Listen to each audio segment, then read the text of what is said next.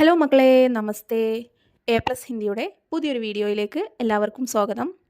പൈതൽ ചൽത്താ ഹുവ ആത്മി എന്ന് പറയുന്ന ചാപ്റ്ററിൻ്റെ ആസ്വാദൻ ടിപ്പണിയാണ് നോക്കാൻ പോകുന്നത്. ഇതിൻ്റെ ഫസ്റ്റ് പാരഗ്രാഫിൽ ലേഖകനെക്കുറിച്ച്, കവിയെക്കുറിച്ചിട്ടാണ് പറഞ്ഞിട്ടുള്ളത്. കവിയെക്കുറിച്ച് പറയുക എന്നത് ആസ്വാദൻ ടിപ്പണി അല്ലെങ്കിൽ കവിതയുടെ ആശയം എഴുതുന്ന സമയത്ത് വളരെ ഇമ്പോർട്ടൻ്റ് ആയിട്ടുള്ള കാര്യമാണ്. നമുക്ക് നോക്കാം. ഇതിലുള്ള ബാക്കി പോയിൻ്റ് വൈസ് ആയിട്ട് കൊടുത്തിരിക്കുന്നത് ഓരോ ലൈൻസിൻ്റെയും ലൈൻ ബൈ മീനിങ് ആണ്. നിങ്ങൾക്ക് എക്സാമിന് 4 ലൈൻ തന്നിട്ട് അതിനെ എക്സ്പ്ലെയിൻ ചെയ്ത് ആ 4 ലൈനിൻ്റെ ആശയം എഴുതാനായിരിക്കും ചോദിക്കുക. സോ ഇത് നന്നായിട്ട് പഠിച്ചു വെക്കാം. ഓക്കെ, എന്നിട്ട് എന്ത് ചെയ്താൽ മതി, ആദ്യം കവിയെക്കുറിച്ച് എഴുതാം. ദെൻ ഏത് ലൈനാണോ ചോദിച്ചിട്ടുള്ളത് ആ ലൈൻ ഇതിൽ നിന്ന് പഠിച്ചത് അവിടെ ആഡ് ചെയ്ത് കൊടുക്കാം. ദെൻ ഒരു കൺക്ലൂഷൻ കൊടുത്തു കഴിഞ്ഞാൽ കറക്റ്റായിട്ട് ആശയം എഴുതാൻ പറ്റും. ഓക്കെ, അപ്പോൾ നമുക്ക് കവിതയുടെ ആശയത്തിലേക്ക് പോകാം. ഹിന്ദി के प्रमुख कवि स्वप्निल श्रीवास्तव का प्रमुख कविताएं में एक है पैदल चलता हुआ आदमी. इस कविता में कवि समाज में आम आदमी की उपेक्षित परंतु वास्तविक शक्ति को प्रकट करती है. In this poem, the poet reveals that the neglected yet real power of the common man in the society. എന്താണ് ഹിന്ദിയിലെ പ്രമുഖ കവിയായിട്ടുള്ള സ്വപ്നിൽ ശ്രീവാസ്തവയുടെ ഏറ്റവും പ്രധാനപ്പെട്ട കവിതകളിൽ ഒന്നാണ് എന്ത് പൈതൽ ചൽത്താ ഹുവ ആത്മി എന്ന് പറയുന്നത്. സമൂഹത്തിൽ സാധാരണക്കാരൻ്റെ അവഗണിക്കപ്പെട്ടതും എന്നാൽ യഥാർത്ഥവുമായ ശക്തിയെ കവി എന്ത് ചെയ്യുന്നുണ്ട്, ഈ കവിതയിലൂടെ വെളിപ്പെടുത്തുന്നു. കവിനെ സടക്ക് पर चलते एक साधारण व्यक्ति के माध्यम से सामाजिक असमानता और वर्ग भेद को उजागर किया है. Through the image of an ordinary man walking on the street, the poet highlights the social inequality and class discrimination in our society. തെരുവിലൂടെ നടക്കുന്ന ഒരു സാധാരണക്കാരൻ്റെ ആ ഒരു ഇമേജിലൂടെ കവി നമുക്ക് സാമൂഹിക അസമത്വത്തെയും വർഗവിവേചനത്തെയും എടുത്തു കാണിക്കുന്നു. ഇതാണ് ഇൻട്രൊഡക്ഷനായിട്ട് നിങ്ങൾ കവിതയുടെ ആശയം എഴുതാൻ ചോദിച്ചു കഴിഞ്ഞാൽ ഫസ്റ്റ് പാരഗ്രാഫായിട്ട് എഴുതേണ്ടത്.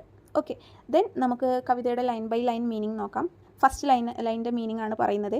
കവി कहता है कि कारों में बैठे अमीर लोग उस गरीब आदमी को तुच्छ समझते हैं जैसे वो किसी दूसरी दुनिया का हो.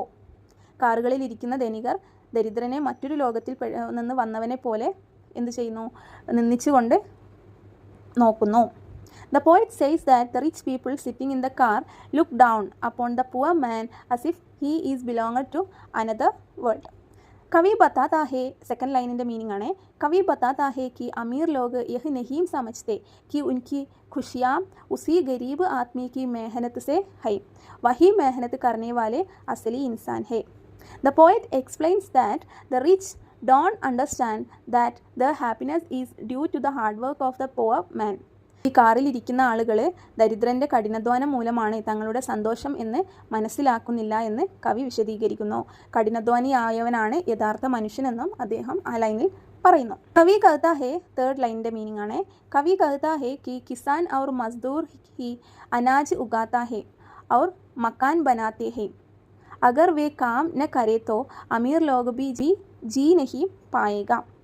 കർഷകരും തൊഴിലാളികളും ചെയ്യുകയും വീടുപണി ചെയ്യുന്നില്ലെങ്കിൽ സമ്പന്നർക്ക് പോലും അതിജീവിക്കാൻ കഴിയില്ലെന്ന് കവി ആ ലൈനിൽ പറയുന്നു.